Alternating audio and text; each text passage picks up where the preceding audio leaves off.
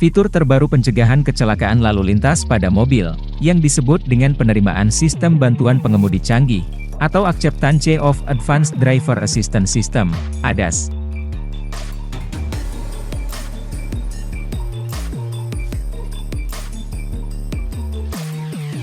Hai para pencinta otomotif. Kali ini kita akan membahas sistem keselamatan kendaraan yang berkembang saat ini, sehingga para produsen mobil membayangkan di mana tabrakan kendaraan sudah tidak ada lagi. Untuk dapat membantu merancang sistem bantuan pengemudi canggih, yang dapat beradaptasi untuk pengalaman berkendara yang lebih aman dan otomatis. Mobil adalah perangkat generasi berikutnya yang akan terhubung dengan seluler, dengan kemajuan pesat saat ini yang dicapai dalam kendaraan otonom. Solusi dari aplikasi otonom adalah dipartisi menjadi beberapa bagian chip, yang disebut System on a Chip, SoCS. Chip ini menghubungkan sensor ke aktuator melalui antarmuka dan unit pengontrol elektronik, ECU. Mobil yang menggunakan berbagai aplikasi dan teknologi ini agar mendapatkan penglihatan 360 derajat, baik jarak dekat maupun jauh. Salah satunya sistemnya adalah ADAS. Perkembangan ADAS telah dikembangkan sejak tahun 1970-an. Ini adalah istilah umum agar kumpulan sistem yang dikembangkan untuk kenyamanan pengemudi, keselamatan, bantuan lalu lintas, serta sistem kontrol lateral dan longitudinal multiguna.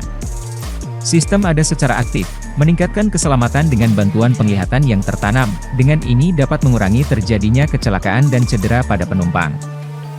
Penerapan kamera pada kendaraan yang melibatkan fungsi AI, yaitu menggunakan fusi sensor untuk mengidentifikasi dan memproses objek. Fusi sensor mirip dengan cara kerja otak manusia, yang dapat memproses informasi, menggabungkan data dalam jumlah besar, dengan menggunakan bantuan perangkat lunak seperti pengenalan gambar, sensor ultrasonik, lidar, dan radar. Teknologi seperti ini secara fisik dapat merespons lebih cepat daripada yang bisa dilakukan oleh pengemudi manusia. Ia dapat menganalisa seperti video streaming secara real-time, mengenali apa yang ditampilkan video tersebut, dan menentukan bagaimana bereaksi terhadapnya. Biasanya jenis sensor tidak dapat memantau mobil dengan aman di segala situasi. Misalnya, kamera tidak dapat mengenali objek secara akurat dalam kondisi visibilitas rendah, seperti kegelapan, kabut, atau cahaya yang menyilaukan.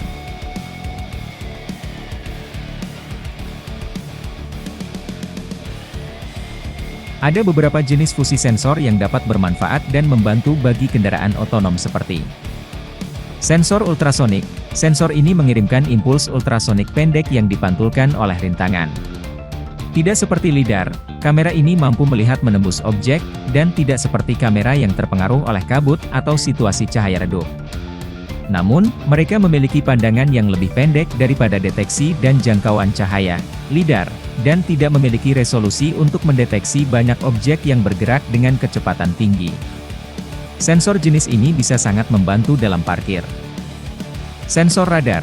Sensor ini menggunakan radar frekuensi modulated continuous wave, untuk mengenali target bergerak dan diam. Selain deteksi objek, kendaraan, dan pejalan kaki, sensor ini ideal untuk deteksi jarak jauh, dan tidak terpengaruh oleh kondisi cuaca ekstrim. Selain itu, mereka dapat mengerjakan pemasangan yang fleksibel, sehingga membuat pemasangan dan pemeliharaan menjadi lebih mudah, efektif, dan aman. Dengan cara menggabungkan beberapa jenis sensor, kita dapat menciptakan sistem pemantauan redundan, di mana berbagai jenis sensor digunakan untuk aplikasi yang sama, guna memastikan informasi yang dihasilkan benar sehingga sampai ke kendaraan, apapun kondisi dan keadaan di jalan.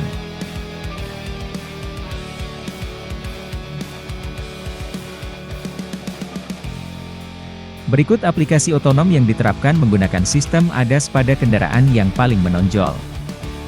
Adaptive Cruise Control, atau kontrol jelajah adaptif, ACC. Sistem ini sangat efektif di jalan raya, di mana pengemudi seringkali kesulitan mempertahankan kesadaran akan kecepatan, dan kondisi mobil di sekitarnya untuk waktu yang lama. Blind Spot Monitoring, atau sensor sistem pendeteksi titik buta. Sistem ini memberikan data kepada pengemudi untuk kondisi atau wilayah yang tidak mungkin diakses. Adaptive Headlights, atau lampu depan adaptif, sistem ini bereaksi terhadap kecepatan mobil dan putaran roda kemudi. Gunanya untuk mengikuti rute jalan dan meningkatkan penglihatan di malam hari dengan menerangi pinggir jalan, bukan jalan itu sendiri.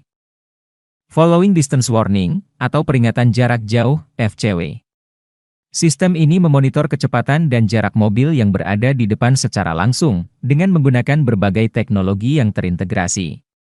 Contohnya seperti laser, radar, inframerah, ultrasonik, pencitraan visual, dan terkadang dengan kamera. Automatic Parking, atau parkir otomatis.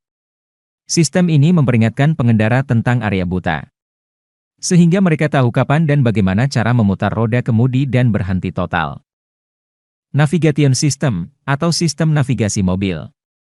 Sistem ini menyediakan petunjuk pada layar dan perintah suara untuk menuntun membantu pengemudi mengikuti rute sambil berkonsentrasi menyetir di jalan. Detection of Driver Drowsiness, atau deteksi kantuk pengemudi. Sistem ini memperingatkan pengemudi akan ancaman kelelahan, atau potensi bahaya lainnya yang berada di jalan raya.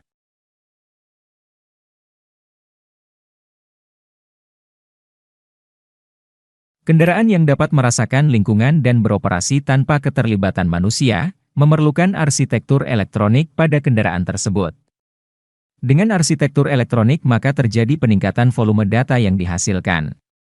Sehingga pengontrol terintegrasi memerlukan kinerja komputasi yang lebih tinggi, konsumsi daya yang lebih rendah, dan kemasan yang lebih kecil. Apapun kendaraan mobil Anda, dan sistem yang digunakan pada mobil tersebut, perhatikan kondisi mobil Anda selalu sehat.